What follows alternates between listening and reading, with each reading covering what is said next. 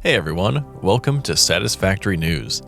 In this video, I'm going to show you some building and customization tips that will make your factory look way better. Some of these are super specific, so specific that even longtime players may not know them, so I hope you all learned something from this video. I'm going to start with a few basic building tips and guidelines, so if you're an experienced player, feel free to skip to this timestamp to get to the more advanced tips. But hey, you never know, you might learn something here. So, these are some basic skills you should have down before doing any serious builds. Nudge mode. Nudge mode is essential for getting buildings exactly where you want. To enter nudge mode, press H while the building hologram is up, and this gives you the ability to move around the hologram while it's locked in place. Then you can use the arrow keys to move the hologram by 1 meter increments, or you can hold control while using the arrow keys to move it by half-meter increments. Specifically, this half-a-meter nudge is super useful for getting things exactly where you want them, especially if they're not on the grid. But nudging isn't just for getting things into a tight space. It's also useful for putting items in places they can't normally be placed, as well as in open air not attached to anything. Blueprints. Building things in Satisfactory can be tedious, especially advanced decorations. I would recommend building these in the Blueprint Designer and saving them for later use. Even if you're only going to use something a few times, having a blueprint is useful for a few reasons. First of all, if you decide you want to dismantle what you made, you can use Blueprint Dismantle mode, so you don't have to undo any other parts of your build, or if you accidentally forget something, you can just undo it all in one click. Also, if you realize you've made a mistake in your blueprint, you can easily load it back into the Blueprint Designer, make the change, and then build it again, rather than trying to fix it where you've placed it in your build. Just make sure you use Blueprint Snapping mode if you're having trouble with normal snapping, and don't forget to use Nudge mode if it's still not lining up. Set default materials and colors. In the customizer, you can right-click on default color palettes, finishes, and swatches to set them as the default colors for certain builds. For example, I have a custom white color that I have set to go onto concrete foundations, so all of my concrete foundations that I place down use this preset. In the Materials tab, you can right-click on a material to apply it to everything on your current hotbar. This is an easy way to change the material of the items on your hotbar without replacing all of them with the exact specific item that you want. Speaking of the hotbar, you can also save color palettes to your hotbar, so if you want to keep one handy but don't want to set it as a default, you can do that too. Use depth. Honestly, the biggest tip for any Satisfactory build is just to use depth. If you're stuck building boring box factories, just start slapping foundations and stuff on the outside, and don't be afraid to make different layers with different depths. This sense of depth makes building so much more interesting, even if it's not all that complicated. A related tip for making cool interiors is to build the interior in whatever weird shape you like, and whatever ugly crap you need to use hidden behind the walls. Now you might be thinking, wait, won't the outside of the building be ugly if all this scaffolding is back there? Well, the simple trick here is that the walls of your interior don't have to be the same as the walls of your exterior. Create different exterior walls that encase the weirdly shaped rooms that you've made. There will be a little bit of wasted space inside your factory, sure, but I think that's a very small price to pay for getting the shape that you want in your rooms and hiding the ugly scaffolding you need to use. Don't get too hung up on all of the walls needing to be the same. You can do different things inside and outside. Okay, with some of those basics out of the way, let's get on to some advanced tips and tricks. Clipping is your friend. Most of the coolest designs in Satisfactory are made by clipping buildables into other buildables. Most items can be built into others to a certain degree, and you can create some unique shapes this way. However, you're likely going to need to make use of nudge mode to get things into the right spot. You may also need to build temporary structures to build something else off of as a sort of scaffolding. Here's an example of a seemingly simple build that uses some unconventional techniques. I recently saw this Roman pillar build on Reddit, which is made by clipping multiple square pillars together, and I figured it'd be pretty easy to replicate. But it did take a few tries for me to get it right. The first problem you'll run into is that you can't build a pillar into another pillar, even if you rotate that second pillar, it just won't snap. So you need to rotate the pillar and then nudge it into place.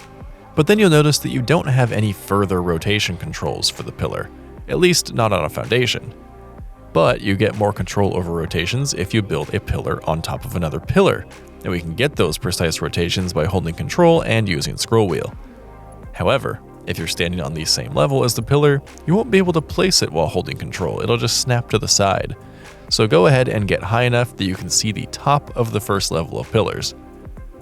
Now we can properly snap to the top of the pillar, so we can hold Control while spinning scroll wheel and create the 2 pillars that you don't have on the first level. The reason for doing this is we need a snapping point, and building the same pillars again will get rid of that snapping point.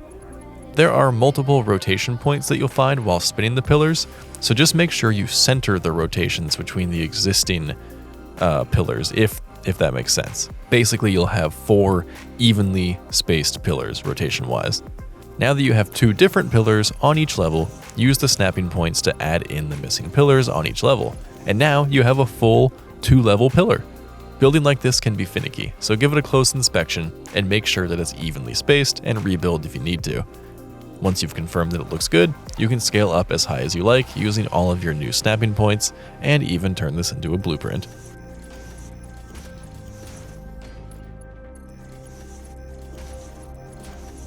Make brighter colors. Are you not satisfied with the colors in Satisfactory, especially when you try to apply a bright color to concrete only to find that it's kind of dull, especially compared to putting the same color on a wall? Well, there is a solution. On the color picker, you'll see 3 lines. The first is the hue, which is basically the main color.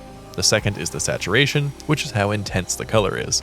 The third is the brightness, which is kind of how dull or bright the color is. Those bottom 2 sliders go between 0 and 1 if you slide them, but you can manually type in numbers that go beyond those bounds to create brighter or darker colors. Type in higher numbers for each of these values, and you will get a much more saturated and brighter version of the color you chose. And eventually, the color of your concrete will match the color on the wall. Usually at about 5 or 6 on these values, you'll stop noticing differences, but experiment with different values to see what sorts of differences it makes with different colors and different materials. I personally have been using this trick to make whiter concrete for an Atlantis-inspired build, so I can emulate the look of marble while keeping the texture of concrete. Making curves. Creating curved foundations in Satisfactory is complicated and could be a video all on its own. I am not an expert in curves, so I'm just going to whet your appetite here. These are some tips so you can get started with the concept, but if you want to learn more, you should seek out dedicated curve videos from people who know more than me. Now, there are a few ways to make curves depending on what your goals are, and I'll cover a couple here. The first one is the way that I learned, and it's best for roadways. This is done with the help of walkways to use as scaffolding. So, build a foundation, and then build a walkway on the corner. Then build another walkway attached to it, but hold Control and turn the scroll wheel so you build a slightly offset walkway. You can try different rotations, but for this example, I'm just going to rotate it 1 notch. Then build a walkway attached to that one, completely normally. Then build another pair of walkways off of that pair that is also turned 1 notch, and repeat the process for as long as you want your curve to be. Now build a foundation aligned with each pair of walkways to fill it out. Now, the downside of this method is that the curves aren't super smooth, and they won't necessarily align with the world grid once the curve reaches its endpoint. But you get something quick and dirty that gets the job done, and you can blueprint this too, and you can probably experiment a little bit more to make it so it does actually work on the grid.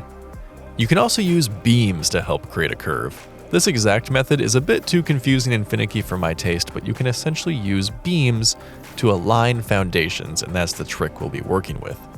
This is maybe not as good for roads, but might be useful for making other things. You may notice that if you make a beam, you can attach a foundation to the end of it, and you can also nudge a foundation along a beam. So you can use a large series of beams to create different shapes, including curves. You can make some curved shapes by extending out a bunch of beams from the same center point and building off of them.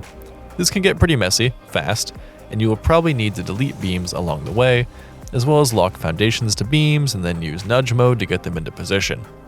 This method can get pretty confusing pretty fast, but it allows for the most precise designs as beams are super flexible.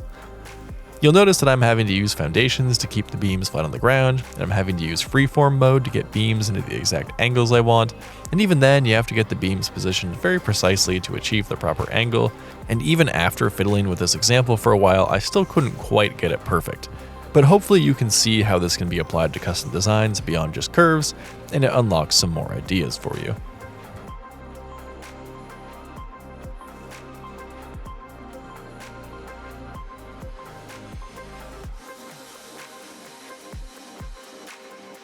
So those are my tips for building better in Satisfactory. But I am but a noob when it comes to building, and there are a lot of creators that build far more impressive things than me.